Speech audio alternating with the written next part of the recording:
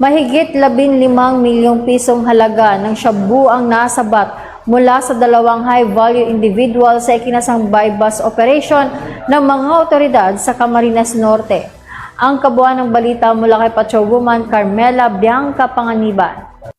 Tinatayang humigit kumulang 15,172,000 pesos ang halaga ng umano'y iligal na droga ang nakumpiska sa dalawang high-value individual sa inilunsad na drug buy-bust operation ng pinagsamang mga operatiba ng PNP Bicol sa Purok 1, Barangay Santo Domingo, Vinsons, Camarines Norte nito lamang ika-9 ng Pebrero taong kasalukuyan.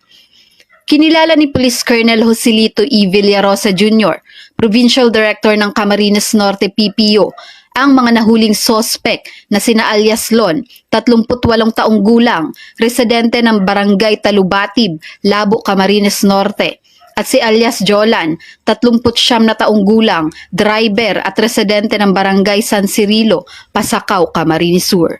Ayon kay Police Colonel Villarosa Jr., bandang alas 11 ng gabi nang isinagawa ang operasyon ng pinagsanib ng mga operatiba ng Vinsons MPS at Regional Police Drug Enforcement Unit 5 na may kaukulang koordinasyon sa PDEA Regional Office 5.